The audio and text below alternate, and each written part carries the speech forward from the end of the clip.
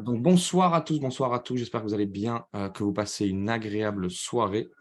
Donc le thème de ce soir sera le risque-reward et du coup son importance. Alors, déjà, commençons par définir ce que c'est que le risque-reward. OK? Le risque-reward déjà, alors, vous allez souvent voir des choses comme ça. Admettons, OK? Donc R pour risque, l'autre R c'est pour reward. OK? Donc, en gros, ce qui se passe, c'est que dans la case du risque, c'est ce que vous êtes prêt à risquer sur votre capital. Ça veut dire la perte que vous êtes prêt à assumer. Le reward, du coup, sera le gain final de votre analyse, du coup. OK? Et donc, du coup, en fait, ce qu'il faut comprendre, c'est que si vous arrivez à correctement jauger le risque-reward et puis avoir, du coup, un risque-reward assez conséquent, vous pouvez vous mettre dans une situation où vous êtes un trader, admettons, médiocre, c'est-à-dire que votre taux de réussite n'est pas très bon. Admettons que vous avez 20-30% de taux de réussite, mais vous pouvez quand même gagner de l'argent. Alors, peut-être que ce sera frustrant mentalement de perdre aussi souvent, peut-être 7 trades sur 10 de perdre, peut-être que ce serait frustrant pour vous, mais si vous gérez bien, vous pouvez largement vous mettre dans cette position où vous pouvez gagner de l'argent. OK? Donc, commençons déjà par vous montrer déjà un exemple, admettons. Si on a un risque, admettons, de 10 €, OK, mais qu'à chaque fois, de mon côté, je suis prêt à gagner 5 €. OK? Donc, du coup, je gagne moins que ce que je suis prêt à perdre. OK? Qu'est-ce qui est possible maintenant? Je peux avoir un taux de réussite de 6 sur 10, qui est un taux de réussite très bon, très positif. OK? Mais donc, du coup, si je faisais 6 fois 5, ça ferait 30. OK?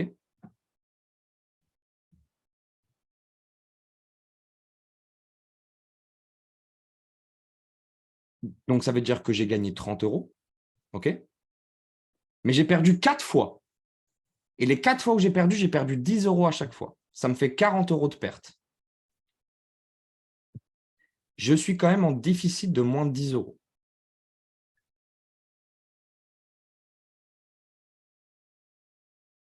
Vous voyez ce que je veux dire? Déjà, on va effacer ça maintenant. Hop là, que des têtes à Toto.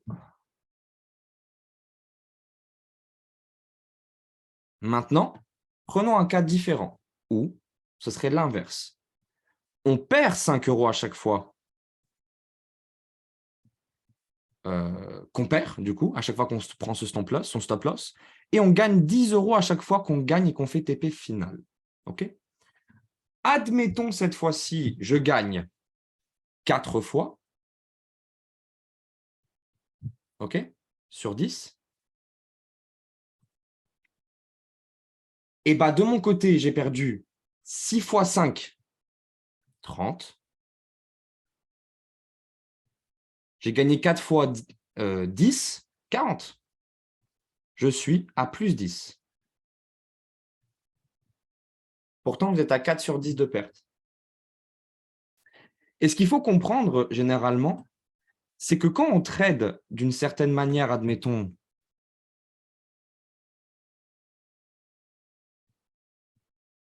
on a voulu prendre ce trade-là, admettons, sur ce stop loss, enfin, sur cette résistance, excusez-moi, sur cette résistance, et je prends une vente. Généralement, quand on trade de façon retail, on met son stop loss au-dessus du dernier high, qui est ici. Et peut-être qu'on met un TP dans ces alentours-là, quoi. OK? Donc là, on a 1 pour 1, c'est pas super, mais pour certaines personnes, ce serait très bien.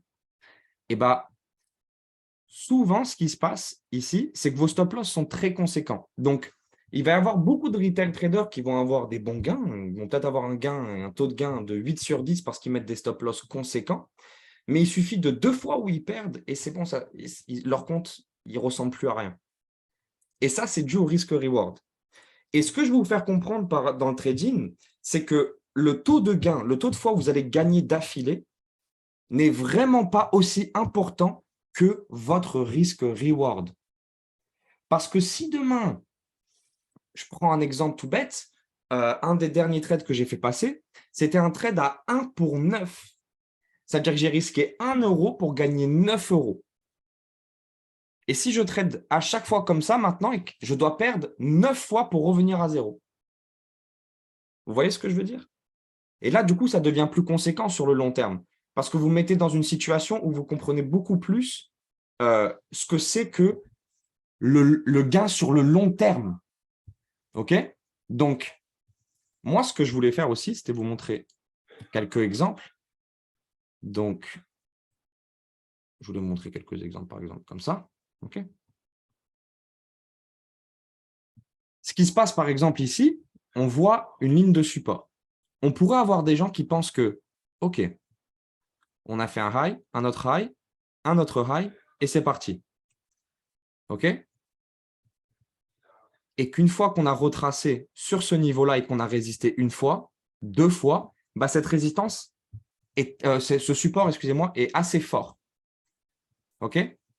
Donc, du coup, admettons, vous m'avez mis votre TP ici. Vous avez un trade à 1 pour 53. Peut-être que vous aurez gagné, mais sauf que de votre côté, le trade, ici, il est allé contre vous. Vous avez pris votre stop loss. Vous avez fait une perte, admettons, de 1%. OK. Donc, de votre côté, maintenant, ce qu'il faut comprendre, c'est comment est-ce que moi, j'aurais vu ça. J'aurais vu quoi? Si, admettons, je voulais prendre un buy ici, je ne l'aurais jamais fait parce que là, c'est que des equal low, c'est de la liquidité. De mon côté, j'aurais pris ce PY-là, qui est juste là, admettons, qui aurait été à peu près pertinent, ou celui-ci aussi. Et bah, j'aurais mis mon stop loss en dessous de ça. Parce que pour moi, si on passe en dessous de ça, on va aller vers le bas. Et donc, du coup, si je target ce high, j'ai déjà un trade à 1 pour 10. C'est déjà un peu plus intéressant. Vous voyez ce que je veux dire? Admettons ici aussi. Ici aussi, ce qui aurait pu se passer, c'est quoi? On aurait pu avoir beaucoup de gens qui arrivaient sur cette ligne de tendance, auraient envie de prendre un trade, admettons, quand ça casse, qu'on passe en dessous, qu'on reteste et que ça parte. Donc, très bien, là, le trade, il est parti dans votre sens. Peut-être que vous auriez mis un TP ici, jusqu'à ce lot. Ça m'aurait étonné que vous ayez pris ces mèches et tout ce qui va avec. Il faut savoir vraiment où est-ce que le marché pourrait aller. Donc, peut-être même, si vous pensez que c'était baissier, peut-être même jusque-là. Vous avez un trade à 1 pour 2. Très bien, c'est très, très bien. Mais votre stop loss, c'est énorme. Regardez. Vous avez mis ce stop loss là parce que généralement, vous avez peur. Vous avez peur d'un retournement. Donc, vous voulez le laisser respirer. Mais il y a une certaine logique qui dit que bah, vous allez souvent trader dans des zones, dans des zones acheteuses, soit vendeuses. Si on sort de cette zone vendeuse ou acheteuse, bah, ça ne sert plus à rien de réellement, en fin de compte, chercher de l'achat ou de la vente, dépendant de la zone que vous avez. On attend la prochaine zone. Et moi, c'est ce que je préfère faire parce que de mon côté, ça me met dans une situation où bah, je peux prendre des trades plus facilement avec des stop-loss beaucoup plus petits, des risques-reward beaucoup plus grands. Et derrière, bah, dépendant de l'importance du trade, je peux jauger aussi le risque que je mets sur mon marché. Admettons, de mon côté, j'ai envie de trader dans la contre-tendance, bah, je ne vais très certainement pas mettre 2% de risque. Je vais peut-être mettre 0,5% de risque. Parce que pour moi, s'il y a réellement une chance à ce que le trade se retourne et qu'il aille dans mon sens, bah, si je suis en contre-tendance, je suis quand même en train de nager à contre-courant, donc ça peut très rapidement se retourner contre moi. Donc, il faut que je jauge mon risque. Par contre, si demain, je suis dans une tendance où je suis la tendance, c'est un setup à haut potentiel, et que j'arrive dans ma zone, bah, je vais très certainement mettre beaucoup plus de risques. Et ça, il faut vraiment avoir une compréhension du marché avant de vraiment se dire, OK, combien je peux mettre de risques dépendant de ce que j'ai en face de moi, et une bonne lecture du moins. Donc, admettons ici, je voulais prendre ce trade de mon côté, j'aurais plus eu tendance à prendre le trade sur cette OB-là. Hop, non, c'est une supply. Hop là. J'aurais peut-être pris du coup à cette mèche-là, mais bon, on n'a pas BOS ici, donc j'aurais pas vraiment eu envie, disons, de le prendre. Mais du coup, ça aurait été dans cette zone-là. Donc, admettons, j'avais pris sur cette mèche-là. Hop. Je n'ai pas pris ces trades. Hein. Là, encore une fois, c'est vraiment des exemples. Hein. Je ne veux pas que vous croyiez que tous les trades que je prends, waouh, 1 pour 10, waouh. Non, pas du tout. Là c'est que des exemples. OK? Et que vous voulez suivre l'order flow, donc du coup qui est baissier, admettons, vous auriez déjà un trade à 1 pour 8,82. Parce que pour moi, si on passe au-dessus de ça, on n'a pas envie de… Peut-être qu'on aurait une manipulation ici, possible, mais ça, c'est de la mitigation, donc normalement, ça devrait aller. Et là, c'est ce qui s'est passé. En l'occurrence, j'aurais très certainement pas pris ce trade parce que j'ai aucune confirmation. Moi, j'ai aucune confirmation. Mais là, c'est juste pour l'exemple, admettons, parce que je sais qu'il y a des gens qui auraient pu prendre ici, sur cette zone de résistance, où ça résiste plusieurs fois, on rentre dedans et c'est parti, quoi. Vous voyez ce que je veux dire? Ensuite, on a ce niveau de résistance-là, ici. Et puis, ici, comment on mettrait son stop loss? On le mettrait au-dessus de ce high, juste là. Moi, je ne ferais pas ça personnellement.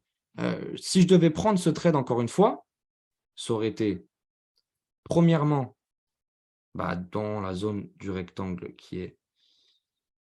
Non, non, je n'aurais pas pris ça, parce que ça a déjà été mitigé et tout ça. J'aurais pris ça, et je ne sais pas s'il est revenu vers moi. Hop là. Non, non, il n'est pas revenu.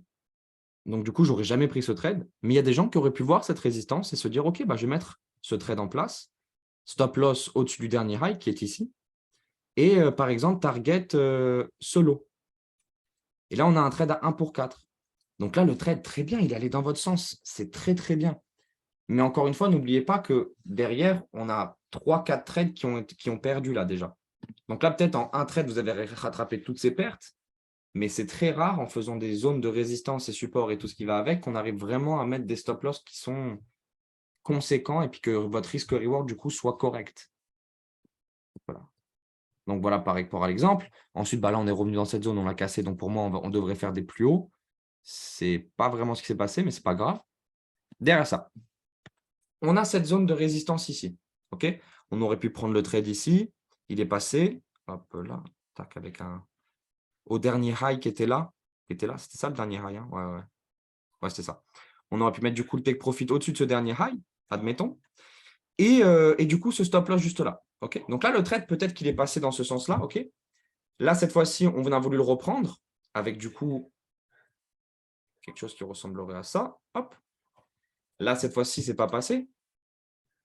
Derrière ça, est-ce que je pourrais vous retrouver un exemple? Ouais, on aurait cet exemple-là, juste là. Par exemple, il y aurait des gens qui auraient pris à la cassure ici. Hop, on remis le stop loss juste là. Et take profit peut-être en dessous de ce lot. Peut-être, par exemple, là. Et donc là, on a un trade à 1 pour 2. Là, votre risk-reward, il est… je suis désolé il est à 2, quoi. C'est dommage. Moi, je trouve que c'est dommage, surtout avec une tendance comme celle-ci qui est plutôt baissière. On pourrait avoir des trades beaucoup plus pertinents. Et c'est ça que je veux vous faire comprendre, c'est la pertinence de la chose. Combien de temps vous allez pouvoir rester à 80% de taux de réussite, dépendant de la situation macroéconomique, dépendant de… regardez à l'heure actuelle comment le Bitcoin a chuté. Regardez la panique sur le marché. Ça vous montre à quel point les gens, ils ne savent pas vraiment ce qu'ils font. Alors qu'ils ont énormément d'argent investi. Et pourtant, ces mêmes mecs-là, ils sont en train de faire ça. Et ils sont en train de dire, ouais, la science infuse. Donc, ça veut dire qu'ils ne comprennent pas réellement ce qui se passe sur le marché. Parce que moi, un BTC au 12K, même pas je suis en panique, c'est normal. Il y a énormément de liquidités à récupérer. La chute est parfaitement logique. Mais seulement parce que j'arrive à lire mon graphe et je sais ce qui est en train de se passer devant moi. Je le lis comme un livre de gamin. Et la pire chose qu'il faut faire, c'est par exemple arriver et puis voir ça comme, je ne sais pas, lire du japonais alors que vous êtes français, vous n'avez jamais appris à lire ça, les symboles japonais. Ça serait contre-productif. Donc, moi, à mes yeux, à l'heure actuelle, trader de cette manière, voilà, je trouve qu'il y a bien plus intéressant. Parce que regardez juste une chose. Je vais vous montrer juste quelque chose. OK? Parce que là, du coup, on va donner les deux exemples. Moi, j'aurais pris un trade sur ce POI là, qui serait revenu mitigated là, tac, hop. Hop là. Je vais mettre l'aimant, hop là. Ça, on a bien la bougie. Parfait. Ceci étant mon POI. Ah, attends, je suis un petit peu au-dessus de la mèche. Ah, là, je serais sorti. Je l'aurais peut-être pas pris. Est-ce qu'il y avait un autre POI quelque part? Est-ce que je suis sur la bonne time frame, par exemple? Juste ça.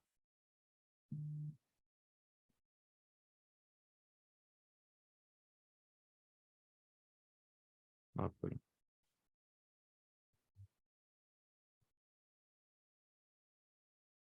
Cette mèche, on est revenu dedans, cette mèche aussi. Ça a créé de la liquidité. Il y avait des equal high juste là. On aurait liquidé, on serait venu dans ce POI là. Hop là. Je vais revenir en arrière, comme ça au moins on peut voir la bonne fractalité. Peut-être en 1 heure. Ouais. Ouais, peut-être en 1 heure, ouais.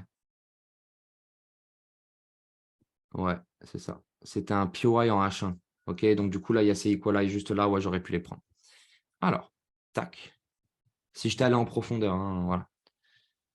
Donc, du coup, j'aurais pris ici. Stop loss au-dessus, juste là. OK, je me remets en daily. Je me remets en daily. Hop. Et je vais target exactement le même POI. Donc, ici. OK? Donc, à l'heure actuelle, je vais risquer 1%, OK, sur les 2 trades.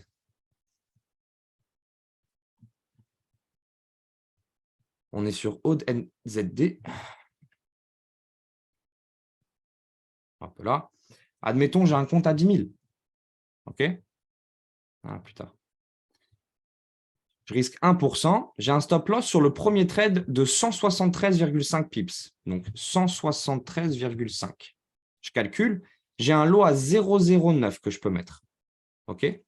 Donc, ici, lot à 0,09. OK?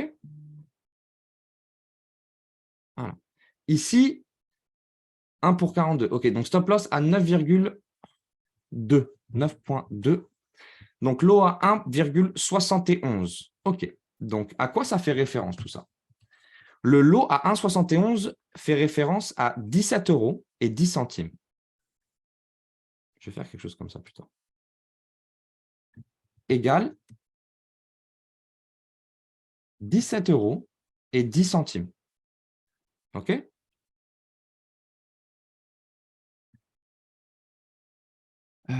Tac. Et 0,09 égale 9 centimes. 90 centimes, excusez-moi. 0,90 centimes.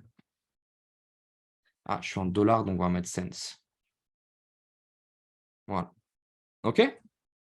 Donc, maintenant, on sort la calculette. Vous savez quoi? Je vais la sortir sur l'ordinateur. Finder. Non, dans Launchpad, exactement. Calculatrice. Donc, du coup, on a un TP final ici qu'on a atteint ou pas? Là, on est revenu dans le POI, on a parfaitement réagi. OK, on a TP final, non, pas encore? Voilà, là, on a TP final. OK. Donc là, on a 362 pips,6. Donc 362. Donc 362,6 fois 0,90.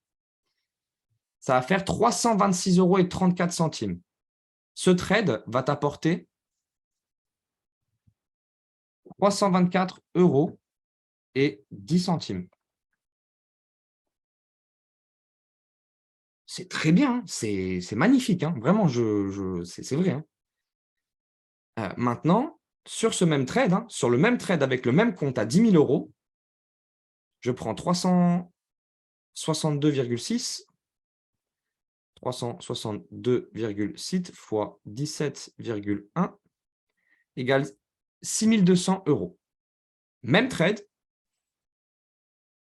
même risque, juste un reward différent. Et c'est ce qui fait que, pour moi, à mes yeux, à l'heure actuelle, le risque-reward, c'est ce qu'il y a de plus important pour avancer correctement dans ce marché. Est-ce que ça vous fait sens, les gars? Est-ce que vous me suivez? Est-ce que tout va bien? Et où la discussion? Où est-ce qu'il est le chat? Je ne vois pas le chat. Il est là. Yes, OK, top. Top, ça vous fait sens. Top. Je vais annuler ça. Yes. OK. Donc, voilà par rapport à ça.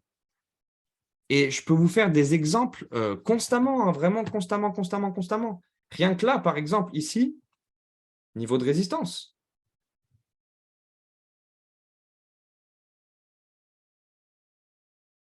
Attendez, je vais supprimer tout ça. Hop là.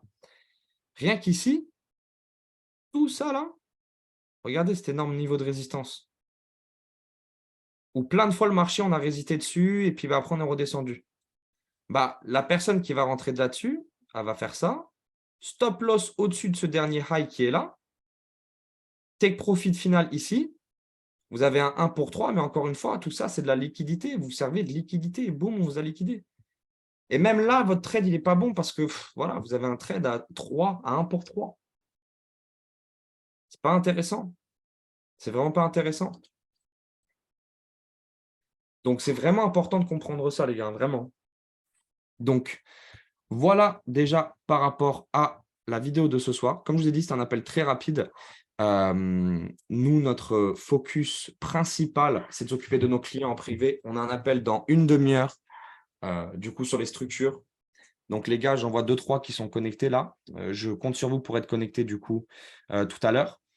Et pour le reste, si vous avez des questions, n'hésitez pas à me contacter sur Instagram. Vous pouvez aussi contacter Galip, Kylian, FX Influence. On mettra leur Instagram. On mettra aussi du coup notre lien Telegram dans la description de manière à ce que vous puissiez la rejoindre si vous en avez envie.